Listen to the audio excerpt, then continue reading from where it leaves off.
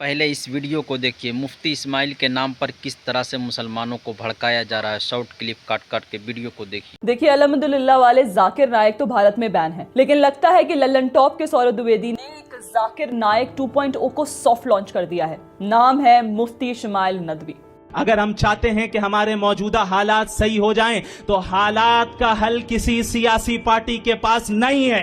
हालात का हल इताअत दीन में है, हालात का हल इकामत दीन में है, हालात का हल इत्तिबाए सुन्नत नबवी में है। याद रखें, इस मुल्क में हमारा अप्रोच गलत रहा, हमने गलत अप्रोच इख्तियार किया। अब जरा ध्यान दीजिए, जो व्यक्ति कहता हो पहले दीन, फिर मजहब, फिर इस्लाम और उसके बाद वतन और सरकार, जो खुले तौर पर भारतीय संविधान को नकार कर शरीयत को सर्वोपरि बताता हो। क्या फुला दरबार अगर शरीयत के खिलाफ हुक्म दे, क्या तुम तस्लीम करोगे? जो भगवा लव ट्रैप को सिरे से कॉन्स्पिरेसी थ्योरी बताता हो। तुम अपनी मुसलमान औरतों को मुशरिकीन के निकाह में ना दो। वला अब्दुम मुमिनुन खैरुम मिन मुशरिकिन वलौ आजबकुम। यकीनन एक मुसलमान जो गुलाम है वो एक मुशरिक से बेहतर है, अगरचे वो मुशरिक तुम्हें पसंद ही क्यों ना आ रहा हो। और जो ये ऐलान करता हो कि इस्लाम के अलावा सारे धर्म गलत है और इस्लाम अपनाए बिना कोई इंसान सफल नहीं हो सकता। इस बात को सबसे पहले अपने जहन में बैठा लेना चाहिए कि ये जो दीन इस्लाम है, ये वाहिद वो दीन है जो बरहक है।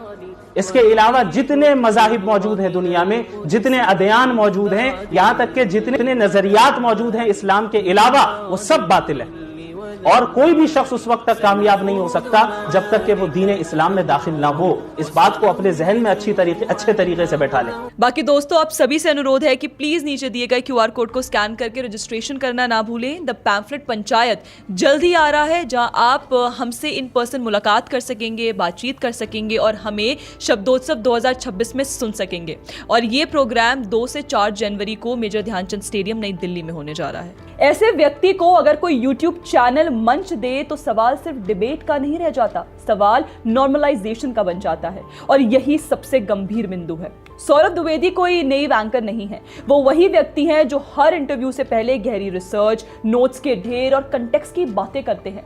तो क्या ये मान लिया जाए कि उन्होंने मुफ्ती नदवी को बुलाने से पहले उनके पुराने भाषण नहीं देखे होंगे? क्या उन्हें ये नहीं पता था कि ये व्यक्ति एक धर्म को श्रेष्ठ और बाकी सभी को गलत घोषित करता है? ये मानना बेहद अविश्वसनीय है। इसका मतलब साफ है, ये अनजाने में नहीं हुआ, ये जानबूझकर किया गया। और यहीं से लल्लन टॉप का प्रोपेगेंडा वाला चेहरा सामने आता है। अब एक और बेहद महत्वपूर्ण तथ्य देखिए, इस पूरे डज गॉड एग्जिस्ट इवेंट को स्पॉन्सर कर रहा था वाहियन फाउंडेशन, जो एक कोलकाता बेस्ड इस्लामिक ट्रस्ट है और उसके फाउंडर है खुद मुफ्ती इस्माइल नदवी। मतलब जिस व्यक्ति को मंच दिया जा रहा है उसी के फाउंडेशन द्वारा इवेंट स्पॉन्सर किया जा रहा है और ऑडियंस में भी बड़ी संख्या उन्हीं की लाई हुई दिखाई देती है।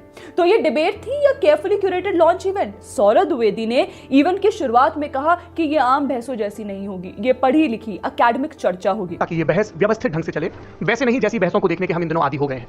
पढ़ी लिखी अकादमिक बहस। लेकिन पढ़े लिखे एकेडमिक मुफ्ती नदवी के विचारों के उदाहरण तो हमने आपको वीडियो की शुरुआत में ही दिखा दिए हैं। और इतना ही नहीं, मुफ्ती नदवी का ट्विटर अकाउंट मलेशिया से ऑपरेट होता है, ऐसा हमें कथित रूप से पता चला।